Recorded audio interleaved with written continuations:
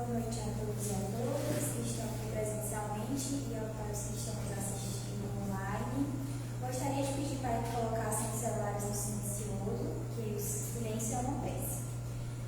Gostaria de fazer alguns avisos também aqui da nossa casinha. Aos sábados temos as vendas de lanche e livros que vocês podem passar ali na recepção. Também recebemos doações voluntárias para a sustentabilidade da nossa casa e também é possível se tornar um sócio contribuinte. Se alguém se interessar, pode passar na recepção. Além disso, também recebemos doações de ração para os pets. Vocês podem deixar os alimentos ali na caixinha, na entrada do centro. Mais informações de como colaborar com a campanha Amor de Quatro Patas e a assistência social no centro, vocês podem passar na recepção. Para quem está em tratamento de passe, por favor que passe na recepção para ser marcado, para que a gente possa acompanhar. E para quem tem interesse nos estudos permanentes, também vocês podem perguntar na recepção. Teve uma turma agora, iniciada no mês de maio. Estudo iniciante da obra, o que é o Espiritismo. Temos atendimento fraterno nos sábados, a partir das 4h30. Vocês podem fazer o agendamento na recepção. E também temos o encontro das juventudes aos domingos, 9h30, que é quinzenalmente. Agora eu vou ler um pequeno trecho do livro Minutos de Sabedoria de Torres Pastorinho. Aprenda a repousar sua mente. A mente cansada não pode pensar direito. Repouse a mente fazendo o exercício da higiene mental para conquistar cada vez melhor energia e fogo. O cérebro cansado turva o pensamento, e o pensamento é a maior força criadora que existe sobre a Terra. Repouse o cérebro para pensar com acerto e alegria. Vamos fechar nossos olhos, quem assim desejar, agradecer a espiritualidade amiga por ter nos trazido hoje para esta casa bendita, para que possamos nos preparar para esta palestra que estará sendo realizada a seguir. Que assim seja, graças a Deus. Também queria avisar sobre o Festival de Comidas Típicas, que vai acontecer agora 7 de junho, às 6 horas. O convite é R$10, você pode adquirir na recepção e você também pode adquirir entrando em contato pelo Instagram ou pelo WhatsApp. Vai ser um festival de comidas típicas do São João, com cunzá, creme de galinha, essas comidas. E o Evangelho Terapia de hoje, feito pelo nosso irmão Jefferson, vai falar do capítulo 7, item 13. Bem-aventurados os pobres de espíritos, porque deles é o reino dos céus.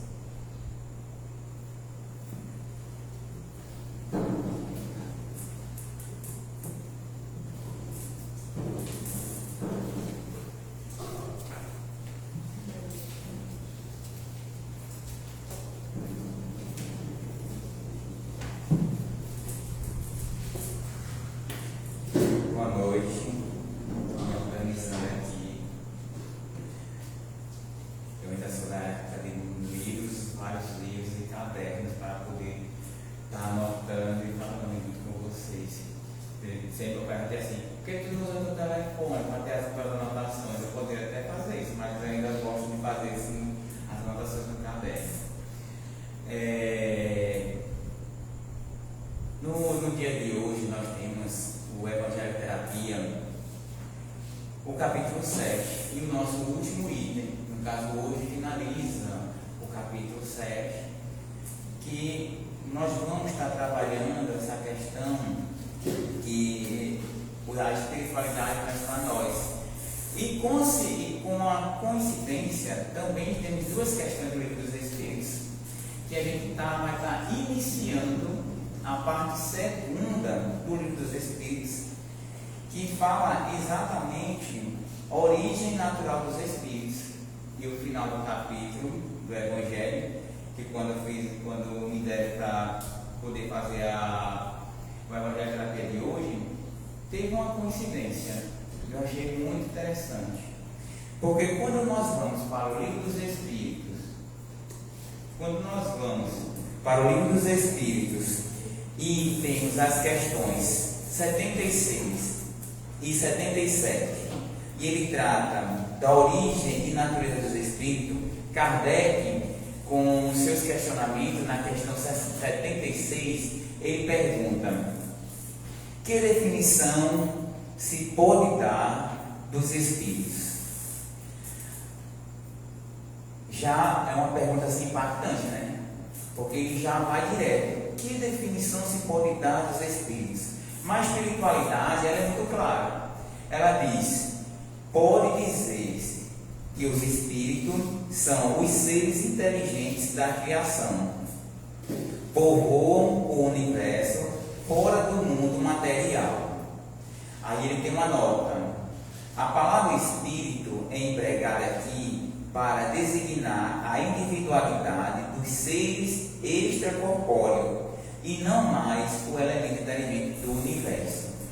Ou seja, quando nós nos deparamos com esse questionamento de Kardec e a espiritualidade, ela nos mostra uma resposta tão simples, é porque a gente tem que entender naturalmente que nós estamos temporariamente em um corpo de carne, na matéria, mas que somos espíritos. E às vezes a gente se confunde com isso. A gente fica colocando a nossa matéria como eixo principal e esquecendo o espírito. Quando nós começamos a entender que o espírito, ou seja, o nosso espírito, o eu, é a criação de Deus e que povoa, veja que ele diz, que povoam todo o universo extracorpóreo, ou seja, nós estamos no corpo aqui, presos nesse corpo, passando por essas experiências para poder chegar no plano espiritual, é onde vamos nos encontrar. E aí é uma conversa ainda que adentra uma especificação mais abrangente. Já aí que ele coloca na questão 77. Veja que Kardec já pergunta na questão 77, ele diz: os espíritos são seres distintos da divindade ou serão simplesmente emanações ou porções desta, e por isso denominados filhos de Deus? A resposta é a melhor, né? Aí a espiritualidade diz assim: meu Deus, eles falam, eles já ficam se colocando a expressão, botou uma exclamação: meu Deus, são obras de Deus, exatamente como uma máquina. O é do homem que a fabrica, está na máquina, é obra do homem, não é o próprio homem. Sabeis que, quando faz alguma coisa bela, útil, o homem lhe chama sua filha, criação sua. Pois bem, o mesmo se dá com relação a Deus. Somos filhos, pois somos obra sua. Então, não somos Deus, somos criação dele. Agora temos no nosso íntimo a centelha divina, ou seja, nós vamos ter lá no nosso íntimo qualidades que são de Deus, mas não vamos dizer: eu sou Deus. Quando Jesus diz sois deuses, é porque ele coloca para nós a questão de que a gente vai chegar num patamar de entendimento que o nosso espírito, que ainda não entende, vai ficar puro, e essa que é o puro vai se tornar um conjunto, ou seja, a gente vai entender a divindade. Nós ainda não entendemos, por isso que na primeira questão, quando Kardec pergunta a questão da definição de espírito, ele diz ao que povoa, ou seja, nós estamos envolvidos no plano espiritual. Não é o plano espiritual que está envolvido aqui, não, na matéria, não. É nós que estamos na matéria, é que está envolvido no plano espiritual. Por isso que muitas vezes não, todas as vezes, nós temos as impressões diversas do nosso dia a dia. Nós olhamos para chega num ambiente, acho que você já deve se deparado com isso. Você chega num ambiente que você já sente, às vezes você sente que está uma coisa maravilhosa, uma paz, né? Aí já vai para outro ambiente, você já sente uma coisa mais pesada. Aí você já vai para outro ambiente, é uma coisa que está mais preocupada. Quando você chega no hospital, que atmosfera você sente aí no hospital? Não é de sofrimento, de dores, de algo que sempre angustia a gente? Ou seja, por que isso? Se ali é somente uma casa, várias maquinários, e a gente adentra lá e sente toda essa impressão. Nós vemos que isso já é uma forma de pensarmos nesse processo de plano espiritual. Na questão 76, quando ele diz que o Espírito ele está povoando todo o universo, é porque a gente tem que expandir nossa mente e não ter aquele pensamento meio que de Deus, que se diz assim, não, eu sou o único aqui nesse universo. Nós somos aqui no universo uma das partes que rege ele, mas que nós, ao nosso redor, vamos estar todo envolvido num plano que é o espiritual. Eu acho que quando nós percebemos esse plano espiritual e entendemos realmente que estamos num corpo, e que esse corpo está nos dando só experiência para que o nosso espírito se desenvolva, aí realmente nós vamos começar a entender melhor ou a sentir melhor o que é essa divindade. Por momento, eu vou dizer a vocês, vou acalmar o coração de vocês um pouquinho. Nós ainda não temos entendimento para chegar a essa explicação do que é a criação de Deus.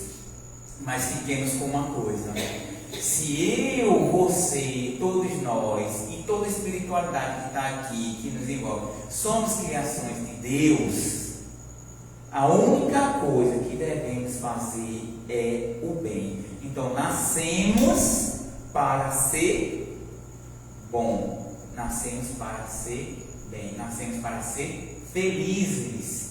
Mas enquanto estivermos aqui nesse corpo e passando por todas as experiências, agradeça, porque a gente vai ter que agradecer, porque essa experiência vai tornar o nosso espírito cada vez mais forte. Cada vez mais forte. E aí, quando nós vemos no Evangelho, olhamos para o Evangelho segundo o Espiritismo, no capítulo 7, que ele coloca lá: bem-aventurado os pobres de espíritos. E essa bem-aventurança, sempre para mim, eu via ela meio equivocada. Porque quando eu falava, nossa, aquela pessoa que é pobre de espírito. E como é que Jesus colocou bem-aventurado pobre de espírito? E para mim, o pobre de espírito é uma pessoa que não é boa. Aquele espírito não é bom. Não é? A gente sempre coloca aquele ali é pobre de espírito. E quando Jesus coloca os pobres de espírito, são os espíritos naquela época que entendia ele. E por que entendia ele? Porque era humilde. O pobre de espírito também, não só é a questão, porque quando eu ressignifiquei, no caso a gente tem que ressignificar aquela pessoa, ou até eu mesmo, se não for bom com você, ou qualquer outra pessoa que não for bom com você, aquela pessoa não é pobre de espírito. Ela ainda é um espírito que está se desenvolvendo. É um espírito ainda infantil. É um espírito ainda apegado a diversas situações da sua vida, que não conseguiu ainda desvincular, como orgulho, preconceito, egoísmo, tantas mazelas que tem na nossa vida. Então, quando o espírito está apegado nessas mazelas que nós temos, que chamamos de infortúnio, aí sim a gente olha para ela ou para ele de uma forma que Jesus coloca o pobre de espírito. Seja um pobre de espírito, mas seja aquele espírito humilde. Quando a gente é um espírito humilde, a gente olha para aquela pessoa e diz: meu Deus, tenha compaixão dela, porque se ela está fazendo mal, é porque ela está fazendo primeiro a ela. O mal passa por ela, para depois, se chegar a outra pessoa, aí já é uma consequência. E tem no o último item, que é o 13, ele tem como título, veja só, Missão do Homem Inteligente na Terra. Bem interessante, né? Missão do Homem Inteligente na Terra. Aí o item já começa assim: não vos orgulheis do que sabeis, porque esse saber tem limite, bem estreito no mundo em que habitais. Mas suponho que sejais uma dessas sumidades inteligentes desse globo, e não tendes nenhum direito para disso vos envaidecer. Quando a gente faz essa primeira leitura, a palavra que, assim, chave que eu identifiquei, são todas muito bonitas, né? Inteligente, homem, desenvolver, mas ele coloca no final, envaidecer.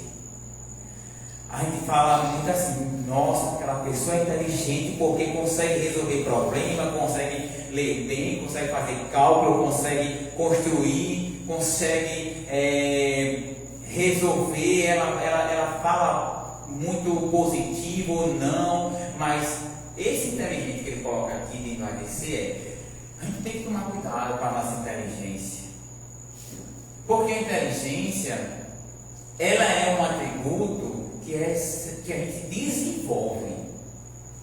Nós, como espírito, a gente vai desenvolvendo. Então, se eu estou aqui agora com essa inteligência, é porque eu passei por várias outras experiências e cheguei agora com ela aqui para poder eu, primeiramente, me ajudar, que eu tenho que fazer, eu primeiro tenho que evoluir, né? E ajudar todos que estão ao meu redor. Mas eu, Jefferson, consigo construir várias coisas, consigo desenvolver. Eu sou muito inteligente para, no meu caso, vou dizer aqui, né? Eu sou professor de matemática. E professor de matemática diz que é muito inteligente. Todo mundo diz que o professor de matemática é muito inteligente, né, professora? Tá, viu? Mas a questão do professor de matemática não é questão de ser muito inteligente, porque as outras pessoas acham que a matemática tem aquelas problemáticas todas, tem que decorar. Mas imagine, se eu com toda essa inteligência que Deus me deu, eu começasse a calcular de todas as formas algo para destruir uma sociedade. Não, peraí, eu consigo fazer esses cálculos aqui. Então quer dizer que, dono de um banco, eu consigo fazer aquele roubo de uma forma que ninguém vai saber. Imagine, como tem. Então essa inteligência, ela está sendo utilizada de uma boa forma? Não. Ou eu estou aqui, como eu sou professor de matemática e sei todos esses cálculos e vocês não sabem, eu fico só muito para mim. e fico me engrandecendo, dizendo assim: vocês não sabem fazer uma conta de dividir, vocês não sabem dividir 2 por 2. Eu sei. Isso já me dá um processo que não é bom. Dá mesmo porque essa vaidade só vai me trazer mais perturbações, mais situações que eu vou ter que resolver. Porque a partir do momento que eu estou com essa vaidade, as pessoas que estão ao meu redor vão começar a ter um olhar diferenciado.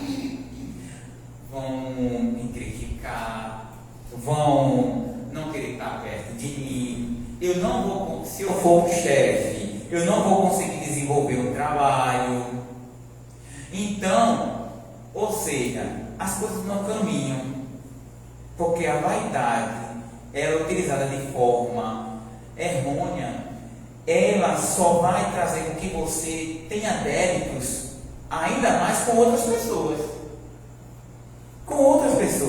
Porque sai do quê? Sai da lei natural. O que é a lei natural? É a lei que Deus nos coloca. Se tudo que é dado para ti e tu consegue fazer para que ajude outras pessoas, tu tem que analisar muito bem. Usa a tua inteligência com sabedoria. Essa inteligência tem que ter muita sabedoria aplicando no seu dia a dia. Como é que eu vou usar essa inteligência no meu dia a dia? Somente em benefício próprio? A vaidade faz isso. Faz com que eu só fique utilizando em benefício próprio. E esse benefício próprio vai cavando, vai nos colocando em uma situação que é um buraco. Você vai cavando. E esse buraco dentro de você, ele vai se tornando cada vez mais perigoso. Vai se tornando cada vez mais uma situação que depois você não consegue mais resolver. E quando nós começamos a entender que não vivemos isolados, somos conjunto e não individualidade, cada um no seu mundinho, e que esse conjunto precisa de estar se ajudando um com o outro, aí é onde é que você tem que aplicar a sua inteligência. E você vê, quando a gente consegue ter esse processo, veja como é o título, ele se torna basicamente não, se torna uma missão. Por isso que quando você, eu, todos nós, adentrarmos na nossa mente e perceber que eu sou bom em alguma coisa, ou inteligente em alguma coisa, é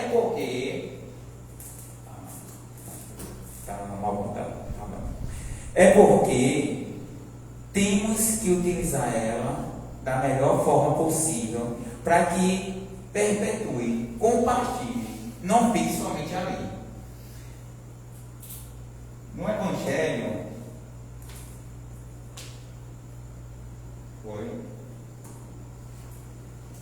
acho que agora vai. No Evangelho, continuando, ele também diz assim: se Deus, em seus desígnios, vos fez nascer no meio onde pudeste desenvolver a vossa inteligência, é que Ele quer que dela useis para o bem de todos, porque é uma missão que vos dá, colocando em vossas mãos um instrumento com a ajuda do qual podeis desenvolver a vosso turno a inteligência retardatária e as conduzir a Deus. Aí eu olho, quando eu vejo essa parte, eu lembro logo da minha avó, que na sua simplicidade ela não teve a alfabetização necessária de estar sabendo ler e pegar um livro feito do aqui. Mas ela veio com uma inteligência de cozinhar, que ela fazia qualquer coisa e ficava uma coisa maravilhosa. E ela era dessas pessoas que colocou aqui. A gente pensa que inteligência é só a forma de resolver problemas grandes. Não, inteligências são diversas. Inteligências são diversas.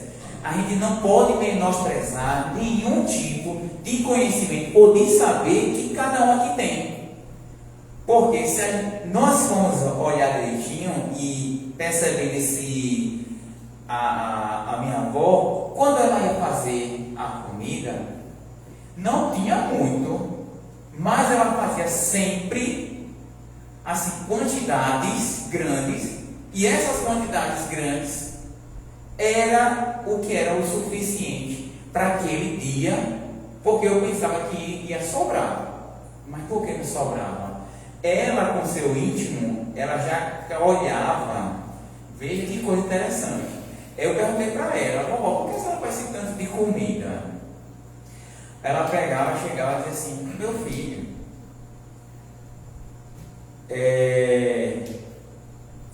o nome do rapaz, Pedro, que morava na frente, ele vai chegar, ele trabalha a noite toda. E a mãe dele não vai deixar o almoço para ele, com certeza ele vai precisar. O seu irmão, meu irmão ele trabalhava como mototáxi. O seu irmão também, daqui a pouco chega por aqui. O seu avô, meu avô quando era vivo, ele sempre levava alguém. Sua tia provavelmente vai dizer que não fez almoço, vai me perguntar se tem almoço. Aí eu fiquei contando, né? Quando você vai olhar, ou seja, tem uma multidão de gente que come aquela comida, e isso não é uma inteligência. Veja o raciocínio por onde ela foi, né? Tem todas as problemáticas de todas as pessoas que ela imaginou que poderia chegar lá, que talvez não chegasse, e ela fazia aquela quantidade.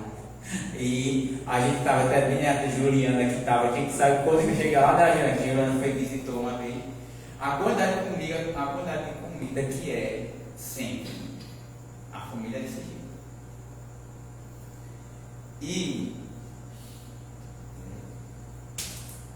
E nós temos, vocês estão ouvindo falar aqui, não tá? Então pronto, a gente vai falando aqui que eu falo alto mesmo, já que o microfone está desse jeito assim, dando um probleminha técnico, gente. E é assim que nós temos que nos comportar mediante as inteligências que nós temos. Porque eu comecei a ver com essa simplicidade de pensamento e de raciocínio que ela tinha, eu comecei a trazer para a minha profissão. E eu vi que ficou muito melhor. E a gente tem que trazer não só para a profissão, mas para o nosso dia a dia. E é isso que o Evangelho traz para nós. A missão do homem inteligente na Terra. Para que vocês podem perceber que quando nós pensamos sempre em resolver algo individual, fica meio que somente aquela coisa, às vezes a gente olha para tudo que é lado e não resolve um problema nosso, né? Meu Deus, eu tenho que resolver esse problema. A gente pode. Olha aí.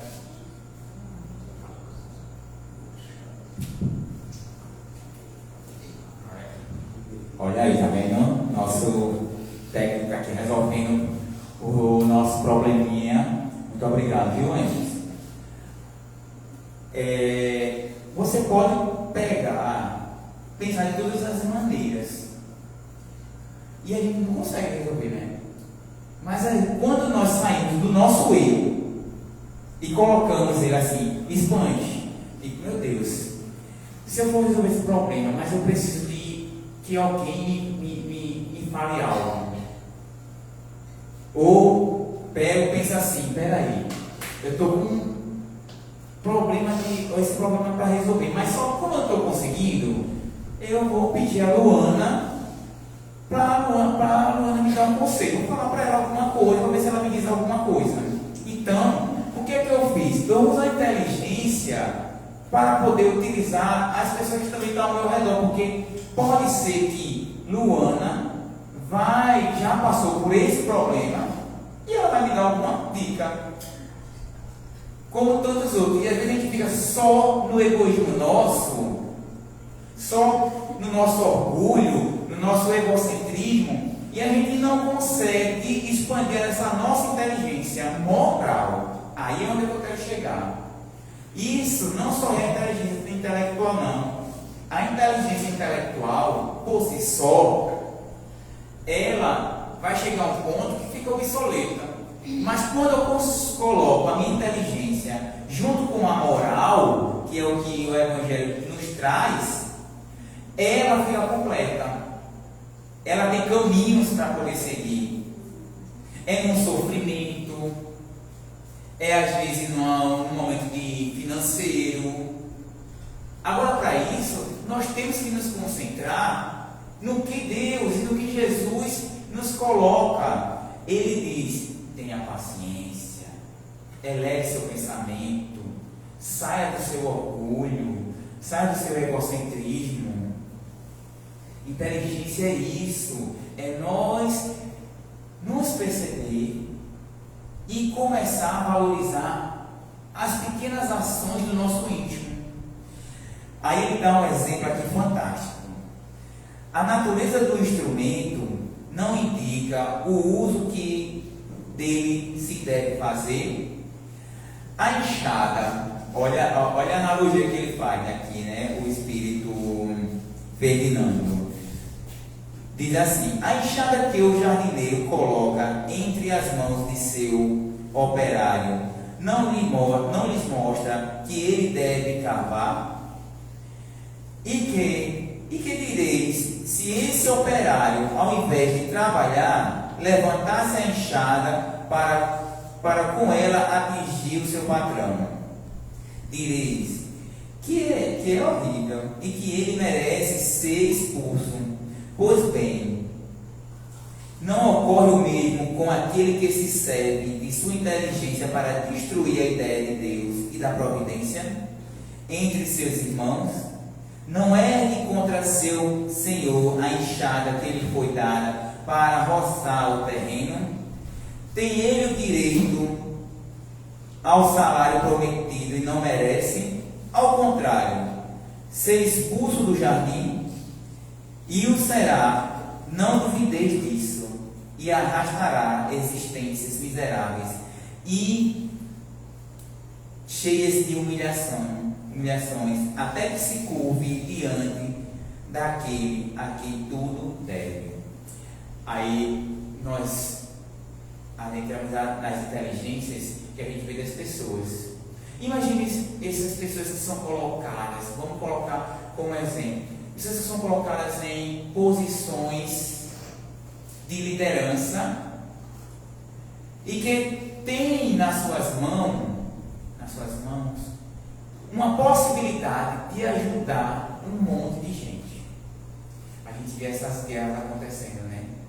Aí diz: meu Deus, esse ser humano que está com essa guerra lá, que está mandando as pessoas matarem, porque uma ou duas, três pessoas que estão no poder mandando várias pessoas matarem. Essas pessoas vieram com missão assim, muito importante. Se ela chegou até aquela posição, é porque eles, como espíritos, prometeram que iam fazer algo diferente. Mas o que aconteceu aí? A vaidade do poder, o egocentrismo, o orgulho, o fato de adquirir tudo aquilo se perdeu. Ou seja, Deus deu para ele uma inteligência para ele poder chegar a uma situação que poderia ajudar milhões de pessoas. Ele fica destruindo. Isso é bom? Não, é ruim. Porque esse espírito, ele veio com uma missão grandiosa. para mostrar a todos como é que podemos trabalhar em conjunto. Já temos também exemplos de espíritos que vieram com essa missão, que fazem coisas extraordinárias, chegam num patamar extraordinário. A gente vê um Chico Xavier, nós vimos uma Madre Teresa de Calcutá, nós vimos, eu coloco até agora, até pouco, o Papa Francisco. São espíritos que vieram, que conseguiram não se envaidecer com a sua posição que foi colocada. Eles conseguiram ainda mais transformar toda aquela situação que era ruim.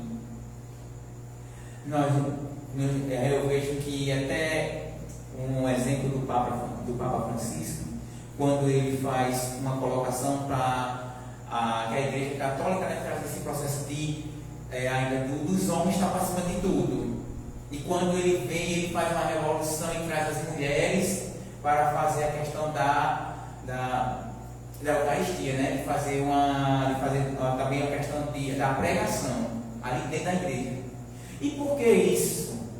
São pessoas que veem que a gente e que todos vão mudar, aquilo ali muda.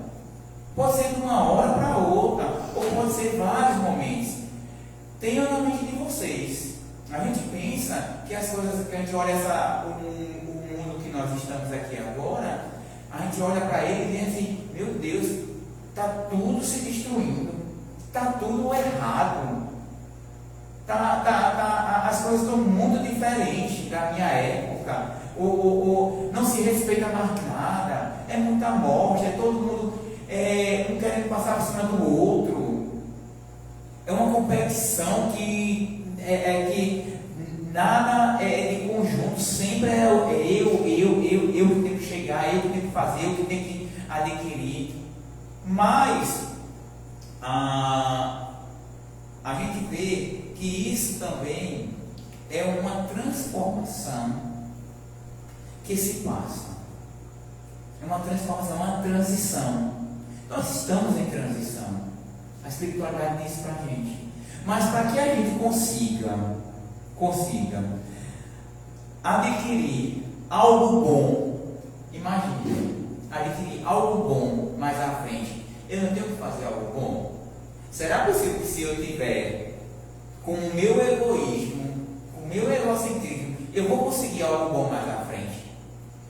Mais cedo ou mais tarde, as coisas acontecem. Quando sai da lei natural de Deus, o que é a lei natural de Deus, gente? Não é o amor?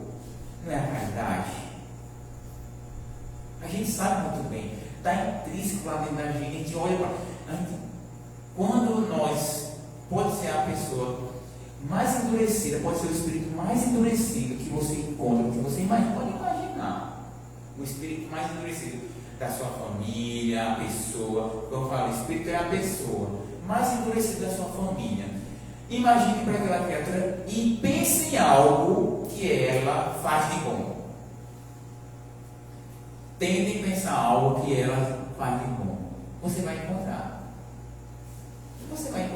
Porque o mais endurecido, ela tem algo de bom para acrescentar em alguma situação, em alguma forma.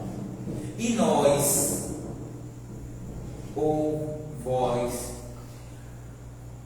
que já conseguiu entender, ou que nós já estamos entendendo um pouco dessa caridade, dessa bondade, dessa sublime transformação que nós temos no nosso ser, e que é Deus que nos dá essa oportunidade permanentemente de utilizarmos essa nossa inteligência. Se coloquem e se transformem. O que é que eu estou a perguntar? E agora eu vou jogar a bola para vocês e para mim também, porque faz tempo que eu estou com essa bola aqui pensando. O que é que vocês e eu estamos fazendo com a inteligência que Deus me deu. O que é que eu estou fazendo? Quando eu me pergunto dessa forma, eu tenho que abranger a diversidade que eu acredito. Qual é a lei natural de Deus? É o amor. A minha inteligência, ela está sendo pautada no amor, na caridade, em ajudar o próximo, em ajudar a mim mesmo. Se tiver em conformidade com isso, então quer dizer que você está andando bem. E você vai sentir, você vai ver esse envolvimento em você. E quando a espiritualidade coloca no último parágrafo, preste atenção. Eu estou aqui prestando muita atenção. Né? A inteligência é rica, veja, a inteligência é rica de méritos para o futuro, mas com a condição de ser bem empregada. Se todos os homens que dela são dotados se servissem dela segundo os desígnios de Deus, a tarefa dos espíritos seria fácil para fazer a humanidade avançar. Infelizmente, muitos fazem dela um instrumento de orgulho e de perdição para si mesmo. O homem abusa da sua inteligência, como de todas as outras faculdades. Entretanto, não lhes faltam lições para advertir de que uma poderosa mão pode lhe retirar aquilo que ela mesma lhe deu. Ferdinando, o Espírito Protetor, Bordeaux, 1862. Ou seja, o médium que psicografou, né, o Espírito Protetor desse médium, fez essa analogia maravilhosa para que a gente entenda agora no final que da mesma forma que eu tenho a inteligência, que Deus me dá a inteligência, veja que ele diz, ela pode ser tirada. Como é que essa inteligência pode ser tirada? Vocês imaginam, muita gente, uma pessoa que está num processo se desenvolvendo da melhor forma possível, é muito inteligente, mas está ocasionando diversas situações ruins para ela mesma, para toda aquela pessoa, que as pessoas estão ao redor dela. Aí as pessoas dizem assim, do nada está doente. Não é? Do nada essa pessoa apareceu com um câncer. Do nada essa pessoa apareceu de uma doença que fez com que ela saísse daquela posição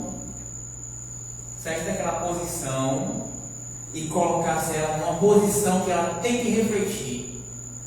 O que foi que você estava fazendo? Aí às vezes, na maioria das vezes a gente fica indignado. Meu Deus, eu estava bom sim, e agora estou aqui acabado. Por que isso? Eu não sou merecedor de nada. Ou seja, Deus já está dando a oportunidade de tu não piorar a situação que já está pior. Porque tu fazendo mal para outras pessoas, eu fazendo mal para outras pessoas, ela é pior do que eu estar doente, me resignificando no meu canto, me tratando, me cuidando. Imagina, eu vou estar cuidando de mim, eu vou estar lutando pelo meu corpo, pela minha mente, saber, eu vou estar fazendo todo o processo de resgate daquela doença. Enquanto se eu não tivesse doente, eu estava lá fazendo, pitando certo, acabando com a vida de um monte de gente. Por que isso ia estar? Não é melhor o meu espírito estar paradinho, se resignificando, ou eu destruindo um monte de espíritos? Não é lógico? É muito lógico. Isso é Deus não te dando a oportunidade, ou seja, a divindade, Deus colocando a mão sublime em ti, para que tu consiga se reerguer da melhor forma possível, Agora a gente coloca assim, sim, eu estou doente, eu peguei e desencarnei, morri. Porque quando eu estou colocando isso para vocês, é porque eu fui indagar sobre isso e depois fiquei pensando, né? Meu Deus, é verdade. E eu estava lá doente e morri. Então aí veio uma intuição, graças a Deus, uma intuição disse assim: lembre-se, você é um espírito em um corpo e não um corpo no espírito. Então, a partir do momento que você conseguiu passar por essa doença e ressignificou todo o processo que você estava fazendo de ruim, o seu espírito, quando chegar na verdadeira casa, que é o plano espiritual, você vai estar o quê? Você vai estar bem. Você não vai estar em perturbação. Você não vai encontrar com aqueles débitos que você fez, não. Você não vai estar em atrito com uma situação, que é o texto final que eu vou colocar aqui para vocês, que é uma passagem, a consciência. Espírito é consciência. Quando eu tenho a minha consciência em paz, é porque eu estou usando a minha inteligência da melhor forma possível.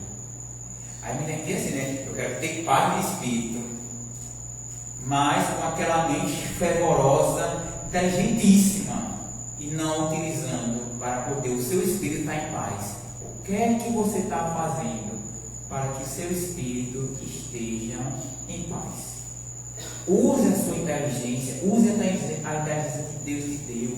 O que é que eu sou? O que é que eu gosto de fazer? O que é que eu posso aprender? Uma das coisas que, lendo esse evangelho, uns insights que eu tive muito foi: eu estou em pleno desenvolvimento, eu estou aprendendo todo o tempo, e até mesmo com os erros que eu cometo no meu dia a dia, com vamos dizer, as maldades, os sofrimentos que eu faço, que eu ocasiono a alguém. Porque quando eu reflito que aquilo ali fez mal para mim, para outra pessoa, então já é um bom passo. Então essa minha inteligência está sendo um pouco utilizada. E se preocupe com a consciência de vocês, para que ela sempre tenha um estalo, um sininho. Queira sempre, peça a Deus uma situação boa que eu aprendi muito meu Deus, faz com que minha consciência acuse o que eu estou fazendo de ruim para minha vida. O que eu estou fazendo de ruim? Que a minha consciência me acuse, que eu fique perturbado nessa situação. Perturbado não, que eu fique preocupado e que eu consiga resolver. Porque perturbação já é uma obsessão, né? Então não quero isso. Nós não queremos. Então, para nós finalizar essa parte desse evangelho de terapia, eu trouxe um trecho de um livro, no caso do Evangelho segundo o Espiritismo, de um Espírito Protetor. Eu não encontrei onde é que ele está, mas depois eu pesquiso. Mas ele diz assim: Deus, em sua misericórdia infinita, colocou no fundo do coração de vocês uma centelha vigilante que se chama consciência. Escute-na, porque ela somente dará bons conselhos. Escutem e questionem sua consciência, pois ela sempre terá bons conselhos para confortá-lo. A consciência que ele fala aqui, você viu, né? A consciência é Deus. Você tem a centelha divina dentro de você. Procure essa centelha, questione, escute-a, porque ela está dizendo o que é para você fazer. ela está dando um conselho bom para você, ela está te acalmando, mas você precisa adentrar no seu eu, você precisa tirar todo o orgulho, tirar todo o egoísmo, tirar os preconceitos, tirar essas mazelas que nós temos, a vaidade, os melindres, as tristezas, a infantilidade ainda que nós temos do nosso espírito, de às vezes só estar colocando culpa no outro e sabendo que a culpa realmente das diversas coisas que nós temos que resolver somos nossas. Deus está na nossa consciência. O Espírito Protetor diz isso para nós, que possamos no dia de hoje entender que a centelha divina é a mão de Deus nos dando sempre o farol, a luz para a nossa caminhada. Escutem a consciência de vocês, escutem Deus falando dentro de vocês, acolham todas essas emoções que estão dentro de vocês, que a gente vai conseguir vencer esse mundo de matéria e conseguir ter no futuro, com a graça de Deus, a paz que tanto queremos. Muito obrigado.